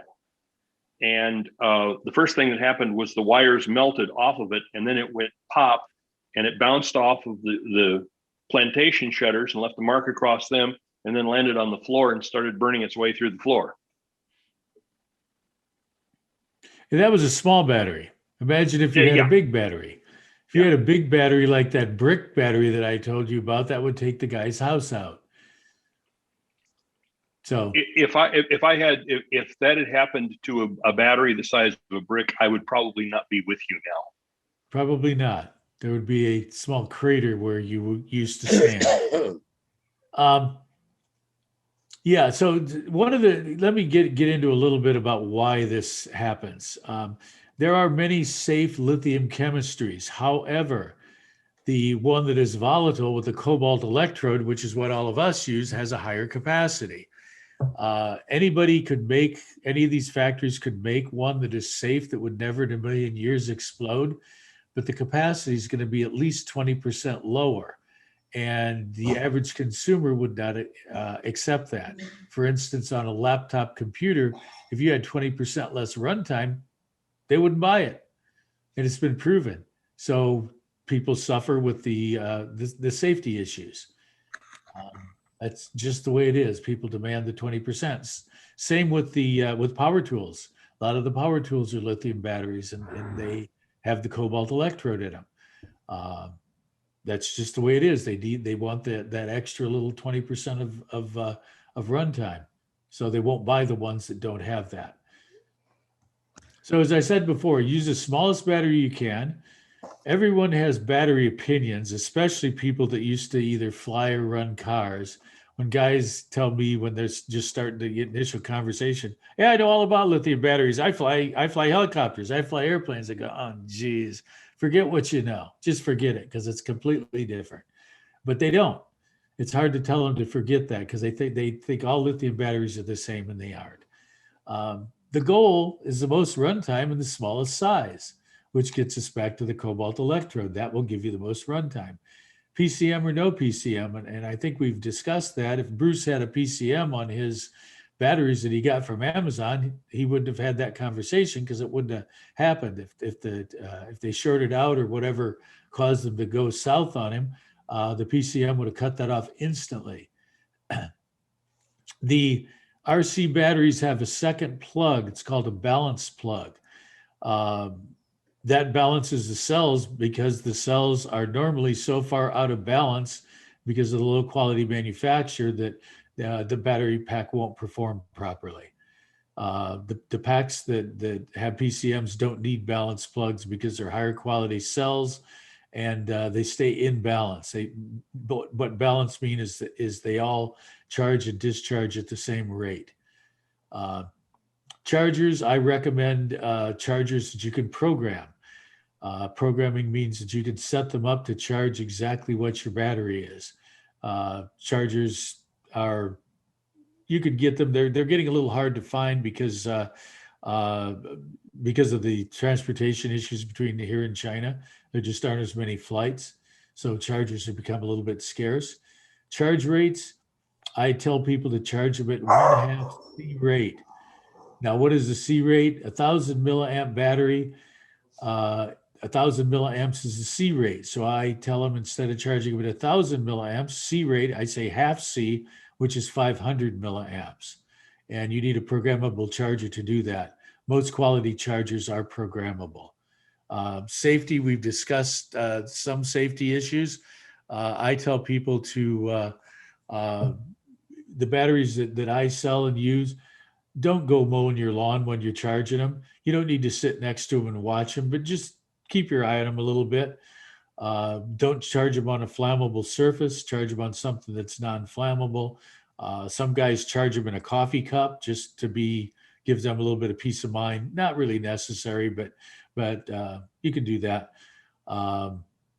The RC market, they sell what they call explosion-proof bags, which I just have to laugh at. You're supposed to charge your RC battery in an explosion-proof bag. Well, these things don't really explode. They can, but seldom do they explode. I think that it's just a gimmick. So Dead Rail Installs, which is my company, here's my shameless plug. We will do dead rail installations for people from HO to G scale. Dealer for Blue Rail Trains, CVP Airwire, Tam Valley Depot, their dead rail side. I don't do the Tam Valley Depot frog juicers. I just do the dead rail side. Soundtracks and TCS. I sell a kit, which I love to sell kits to people. The kit gives you everything you need to do it yourself. And as you saw earlier in the slides, there are two wires in your battery, two wires out going to your decoder. It's not that hard. I can sell you a kit and I can get a kit out to you real quick. If you want me to do the install for you, there's a long waiting list. I sell very high quality battery packs, everything. I have relationships with the factories that I buy them from. I know the people in the factories. I'm not just buying over the internet. I go to CES every year and meet with my battery suppliers. I visited their factories in China. So we have personal relationships, which is very important in dealing with Chinese people. People say, well, why don't you buy American? There are 0 manufacturers of lithium batteries that are applicable to us in the US. There are some pacemaker people, but we don't get into that. Email info@deadrailinstalls.com. So questions, and let me get out of the screen sharing. Stop share. There we go. And let me show you a couple of things. I see top of someone's head there. I see Jeff. So what we want to do, Mike, can you make me the main screen in there? It doesn't seem to be picking up on my voice. It is whenever you're talking. You can't see it, but we can. Oh, you can. Okay. I was seeing somebody else. Right now, I'm seeing your hands on your mouse pad, and you've got a receiver there. There we go. So this is the T5000. This is the CVP T5000 controller. As you can see, it's got a nice little knob on it. You could do all your programming with it. You could control your locomotive with it. You could run program all your CVs with the keypad. Very reliable. They work really well. Let me show you this is a Blue Rail board. This is the 5-amp board with an external antenna that comes out here. The internal antenna version just has a different module right there that has the antenna internally. For anybody running indoors, internal is the way to go. Outdoors, you could go either way. The antenna will give you more than 100 feet of range, especially line of sight. This is the 5-amp board.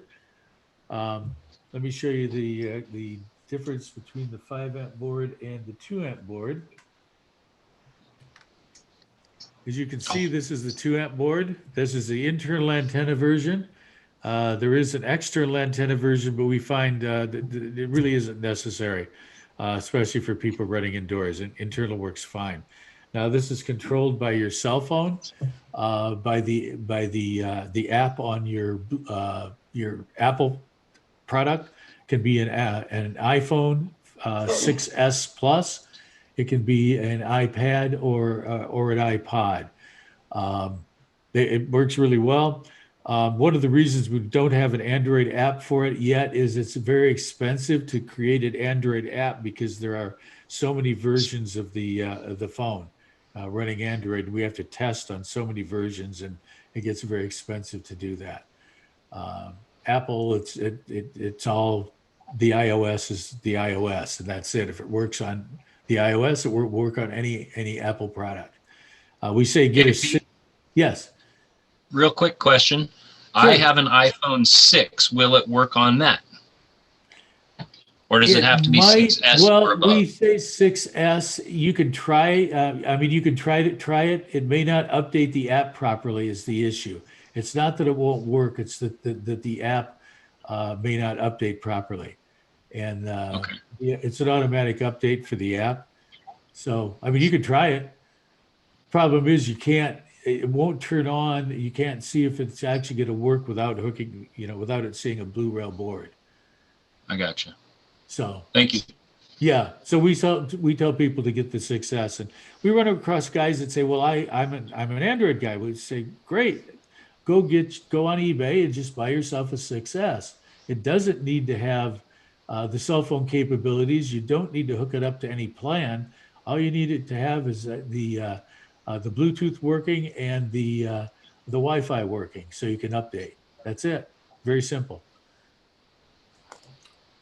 Let me show you the Tam Valley board. As you can see, this works with any DCC system, and it is about the same size as the Blue Rail board. And 4 wires out, red to black to your battery, yellow and white to your decoder. That's it. I've got some CVP stuff here I'm going to show you. I'm not going to open them up because these are for sale, but this is the CVP C25 2.5 amps. It'll fit in most locos. Usually we don't need to use a 2.5 in an HO application. We use them in O scale with something that has a little bit more. O and 30. O and 30s can use either the 2.5 or the 1.5, the C15. You slide this bad boy over here and you can see the difference. Just very slight difference.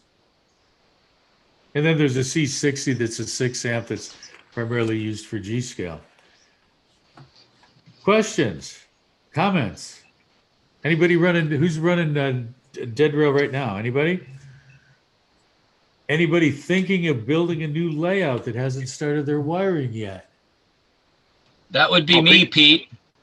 Well, Pete, I'm running it. Yeah. Oh, yeah. Yeah. Bruce, I know Bruce is running it. Pete, change your camera view if you would. Oh, you want to see my mug? Okay.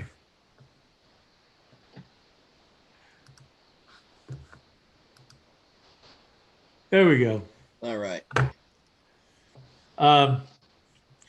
Yeah, so for running HO and 3, there's a gentleman in the LA area, Lloyd Lair, who is one of my first HO and 3 victims, and he is putting it in a Blackstone gondola car. He puts a battery back there.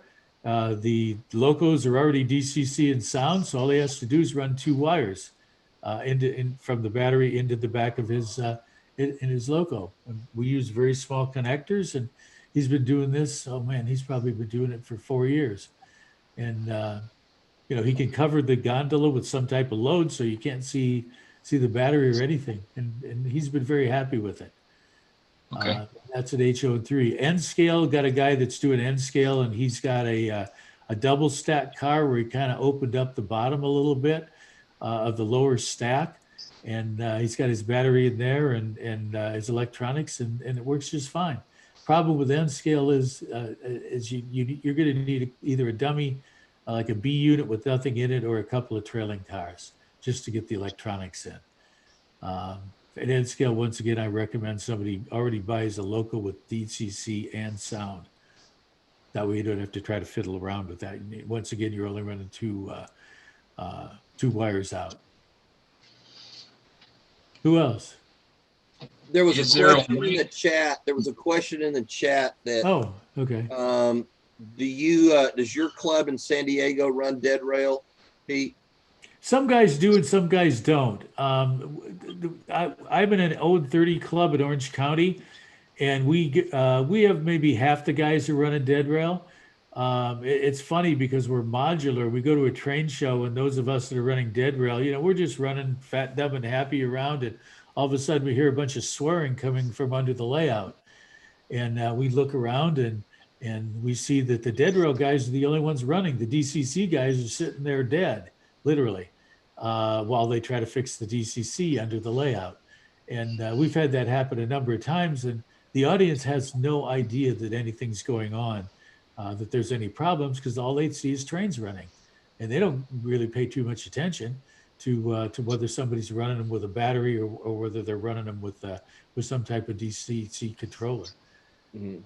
So yeah, we get a lot of guys that run run multiple. They'll be running dead rail and somebody else will be running DCC at the same time. That's one of the neat things about dead rail is we're not connected to the track, so the track doesn't do anything for us except guide us. Mm-hmm. Hey Pete, I got another question for you. Sure. What would be the cost for a starter setup for just getting one locomotive running for one of your kits with the battery and the interface? If you've got the DCC and sound already, you need a receiver, which we'll take Blue Rail for instance. The 2 amp internal antenna is $95. Battery is $40. Charger is $45. The chargers I sell.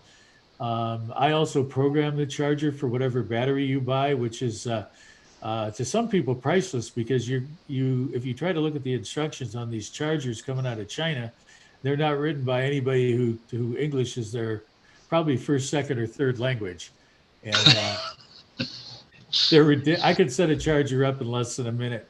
Guys can take hours to try to figure out what this stuff means. Anyway. So you got a charger, $45, on-off switch is about $12. I sell a kit that comes with a battery, on-off switch, charge cable, shrink tube, Kapton tape for insulation, a couple of connectors, and 6 inches of silicone wire. And I sell that kit to people that want to do it themselves, and that way they've got everything they need. They don't need to visit a number of different sites to be buying this stuff, like going to DigiKey to buy something and over here to buy something. Everything you need to do an install. So add it up, and if you what's the kit sell for, Pete? Kit sells for $70, but it's money saving over buying everything individually, and it's got everything you need. So overall, you're looking at, if I was running the numbers right, somewhere in the neighborhood about $250 to get started. Yeah, around that, yeah, and that's using your own controller. Now, if you get into doing the CVP, you need to buy the controller, which is $159, and that's for guys they want a knob and they don't already have DCC, because the controller is the controller and the programmer. Gotcha. Command station and programmer. All right. Pete? So yeah, and it can go up from there. And then if you want me to do an install for you, then I charge labor on top of that. Thank you. Hey, Bruce. Why don't you talk a little bit about trying to use the track pickups to charge the battery? Thank you, Bruce. Some guys get the idea, and it's a nice idea, they want to make it real prototypical, so they want to energize a section of track and have that charge the battery. I don't personally support that for a number of reasons. One is you have to clean the wheels on your loco, which somewhat defeats it. Another one, you have to make sure that track is really clean, because otherwise you're not going to get any type of good charge on it. You have to be connected to the track. So if you're trying to run this on trying to run that with track power connected on another DCC layout, you're gonna have a problem. It won't work. The other thing is efficiency of charge. I prefer to people just plug their battery into the charger. Now, if say you've got a B unit and you can't get to it right away, you don't want to be taking your B unit apart. So what we do is we run a little charge cable out the bottom of the loco or somewhere where you can't really see it, and you just plug in that way. That way you're plugged directly into your battery.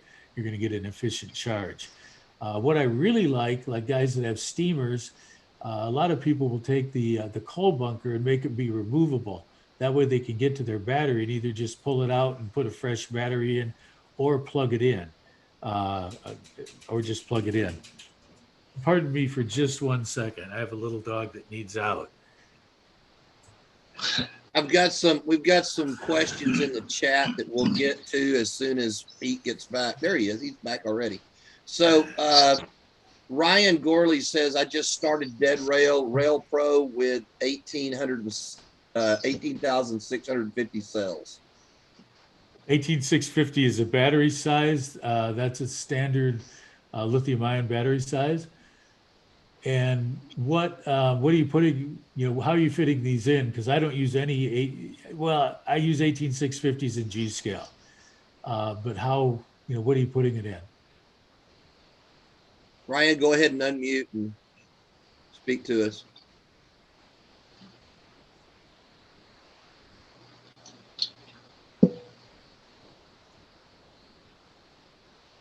Well, Ryan, there you are. Unmute. Maybe he can't do that. Okay. If he can put it in the chat. He says two cells with Pololu 12 volts. Okay, so what he's doing is he's taking 2 cells, 7.4 volts, and he is using a Pololu to voltage booster to boost it up to 12 volts, which you can do. All right. Still, the 18650 takes up a lot of space, so it's really, they're big. They're really good capacity. A lot of 18650s are 2600 milliamps, whereas a lot of the batteries I use are 850 milliamps. But I've never run an 850 out personally. When I go to shows, I use a 250, 11.1 volt 250, and I can pretty much run for most of the show with it without having to recharge. Okay. So, and it depends on the efficiency of your motor. We tell people that want to do this, we've gotten a bunch of guys with the Blue Rail that they want to take these 50-year-old open frame motors that draw current like there's no tomorrow and hook them up to a battery. And we say, yeah, you can do that, but it's not very efficient. It's not going to work. We recommend CAN motors, and we recommend people use locomotives that have been manufactured in the last 10 or 15 years, because they will be much, much more efficient, and you'll get a lot more runtime out of them without having to remotor. Gotcha. He says he's also experimenting with 3 16340 cells. Okay. But what are you putting them in? What scale are you in, Ryan? And what loco? And what logo? HO scale. HO, really? Huh. I would like to talk to you, Ryan, because I want to hear how you're doing this. So offline, send me an email to info@deadrailinstalls.com, or get my phone number from Mike. SD40-2, interesting. Are you using a dummy, or are you trying to, you're pretty much going to have to be using a dummy because there's so much weight in SD40-2, there just isn't a lot of room in there. Anyway, who else? So Mike Ross has a question. Says, not knowing anything about Dead Rail, do you need a separate charger for each battery? No. Each loco? You said you need to program the charger for the battery. So usually yes, they do. And once I get them programmed, it's very easy to change from one battery size to another. Like for instance, the 250 milliamp batteries that I use, I program them at 200 milliamps just because that's about as low as my charger is going to go efficiently. 450, I also do 200 milliamps. You get up into an 850 and I do 400 milliamps. So it's only one button to change it from 250 to 450 or 400. So it's pretty easy. Then that's just on the chargers I sell. I can't comment on other chargers because there's a lot of different ones out there. Mike runs 2-rail O-scale. Okay. And beautiful layout, large locomotives. And I think that you might have the room to do what you're looking for if you're interested in going the dead rail, Mike. You go that route. He's right in DC right now. Okay.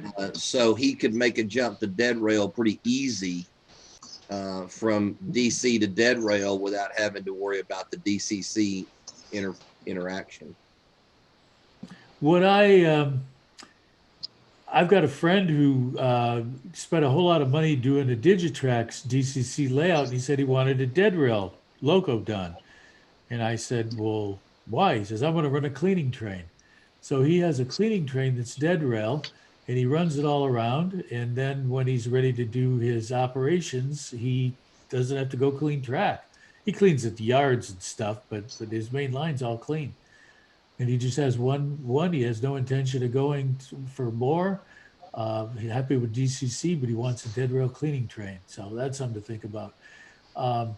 Another thing is when people say they're kind of unsure, I say, well, just do one dead rail and see what you think.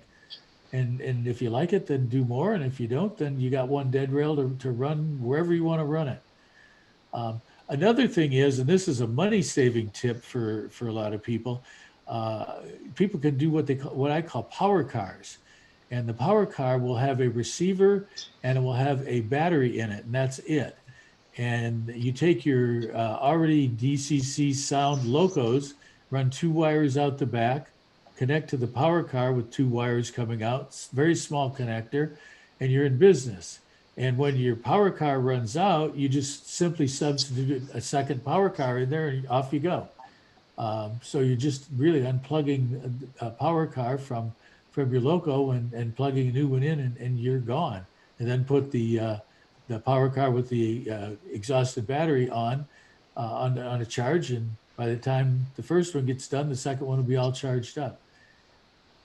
So also in the chat here, Ryan says that 2 cells fit across the top of the motor in his SD40, and he uses a mill to remove some weight. Okay, So yeah, he's still that got makes his sense. thing there. He says 2 cells are the length of the long hood. Yep, that's correct. Mossy asked, how long does it take to charge a typical battery? Depends on the capacity and how depleted it is. Now, with the protection control modules on there, they're depleted to 3 volts per cell, which a 3-cell pack would be 9 volts. Charge from 9 volts up to 12.6, which is full charge. Depending on your charge rate, it can be 20 minutes to, let's say, 40 minutes. And those are going to discharge at what rate? Depends on your motor. Okay. Totally depends on your motor. Usually less than an amp. Most motors are very efficient these days and less than an amp. Well, so you'll probably be 500 milliamps with what you've got. Which so you get means plenty of that he runtime. can run for how long? Well, I mean, when Hours? guys say easily an hour, when we were figuring out what size batteries to use back when we were first starting to do this, we looked at the sweet spot of 2 hours of runtime. Now, guys say, well, my op sessions are longer than 2 hours. And we go, yes, but is your train running for the whole 2 hours? Does it ever sit? Does it ever wait for another train? Right. You know, 2 hours running in a circle is one thing, but 2 hours on an op session, you're not going to actually be running your train for 2 hours. So we found that's a good sweet spot. Now that's for a 250 milliamp battery. If you go to the 450, you know, you're going to be running for more than, 3.5 hours. Easy. Okay. Pete, if you would you put your email address in the chat so that people can have it? There's a couple of folks asking about that. Also, Don, you had a question? Yeah, I'm assuming from what you're saying, the PCM is built into the battery. You can't buy a separate PCM and connect it to cells to control that kind of safety. Is that correct? You can buy a separate PCM. The batteries I sell have them built in. The PCMs that you buy will be much larger than the batteries that we're going to use. They'll still do the same thing. They'll be set up for the same thing, but they're just bigger on bigger PC boards. Okay, The ones I have are built specifically for the batteries.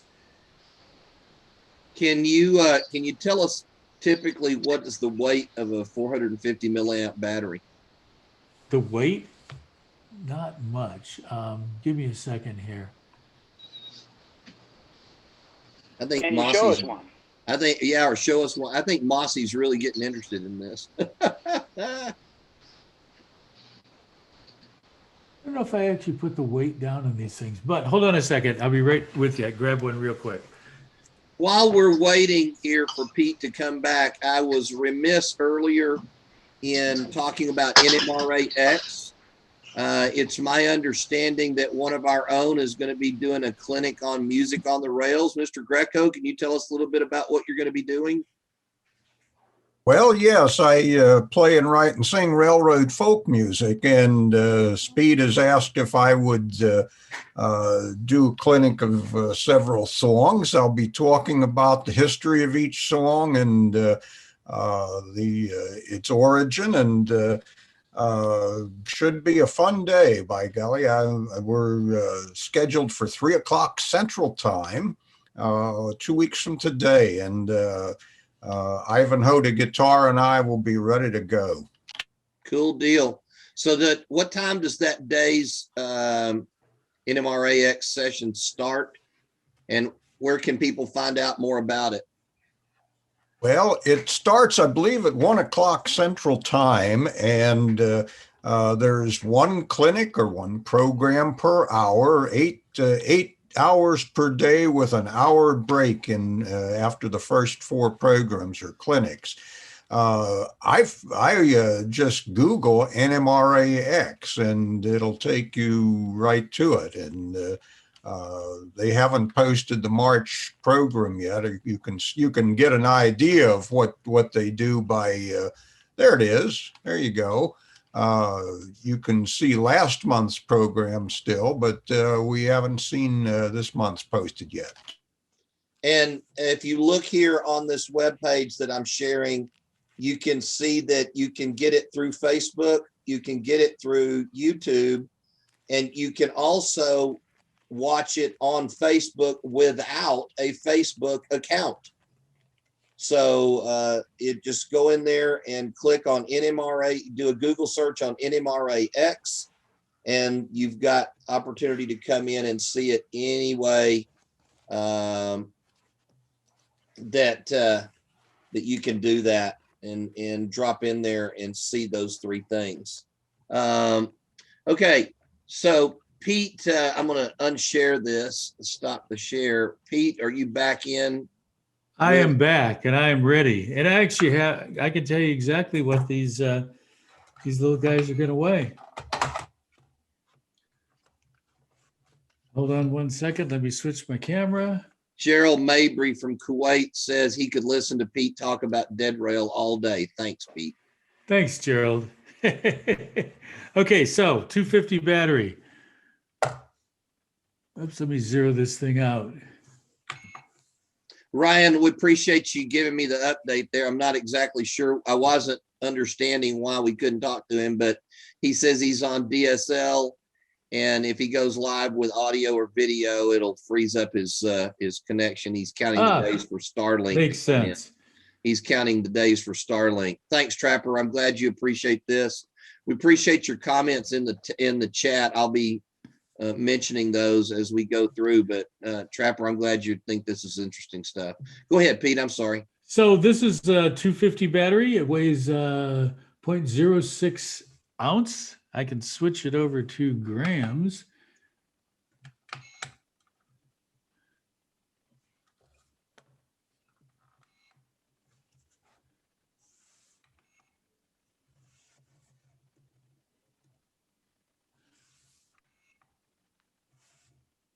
I don't know why this thing isn't wanting to zero out on me.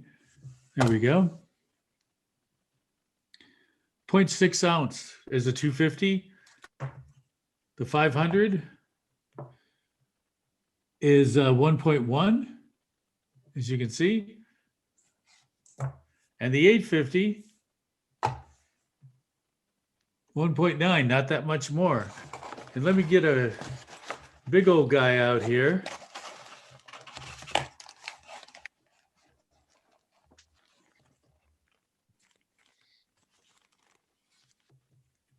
This is for the G scale guys.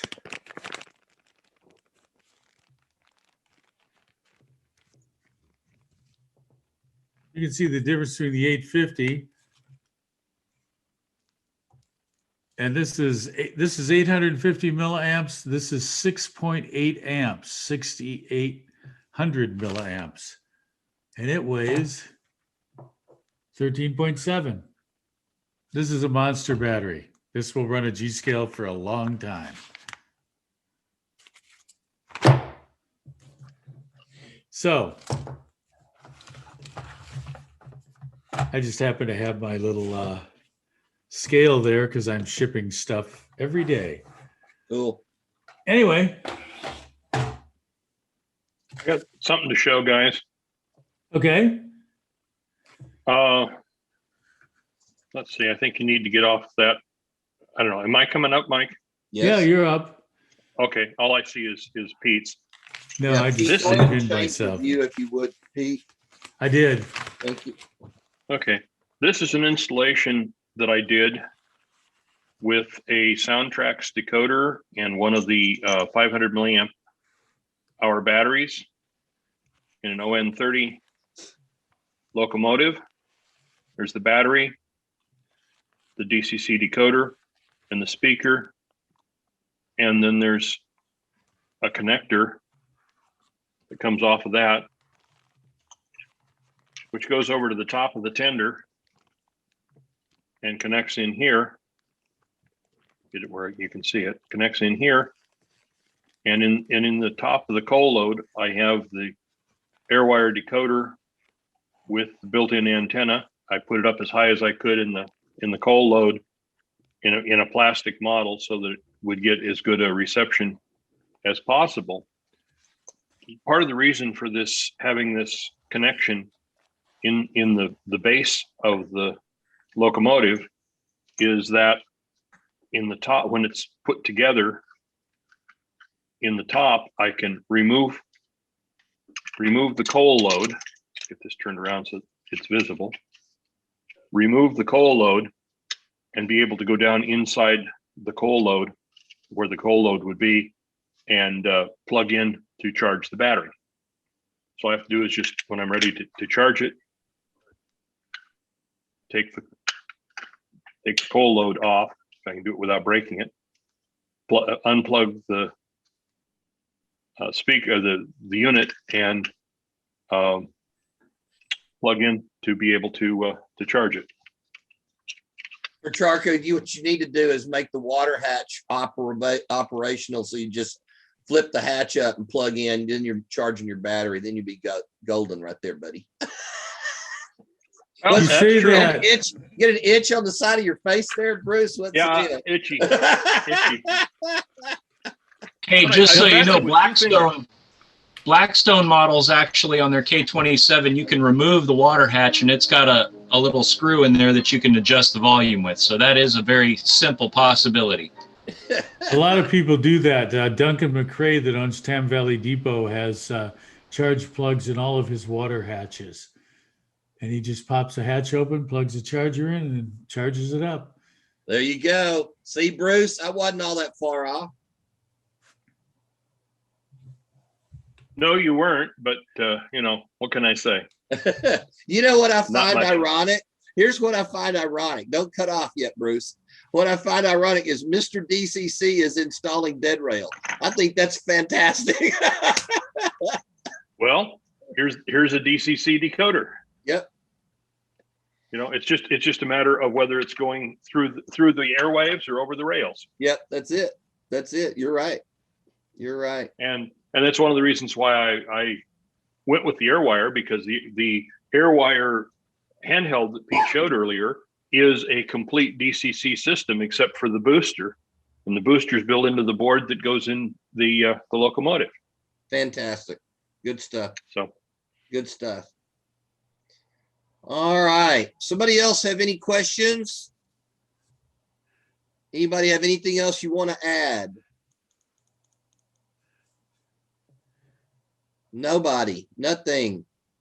I would like to thank everyone for sitting through this, and hopefully I got some brain cells going about thinking about dead rail and just explain about what it is. Thank you, Pete. Great job. We certainly appreciate you doing that for us. Always Thank a you so pleasure much. to hang out with you guys. Well, we appreciate you taking the time to do it. It's a little earlier out there on your side of the world than where it is here. So we appreciate okay. you getting up early on a Saturday morning and Oh, joining us. I was way up. Thanks for up, being so. here, man. Thanks for being Thanks, here. guys. Appreciate it. All right. Mr. Cranda will be downloading the video shortly and then start to post it back out onto our YouTube channel. I would urge everybody to do a couple of things. Head over to Daylight Sales, pick up your shirt or cap or hoodie or whatever with the division logo on it. The division uses that as a source of income because we get a nice little override on anything that you purchase from Daylight Sales. They send us a nice little check back whenever somebody makes a purchase. So go to daylightsales.net and go to store, and you can find the NMRA stuff there. And Cowcatcher Division 1 is prominently listed.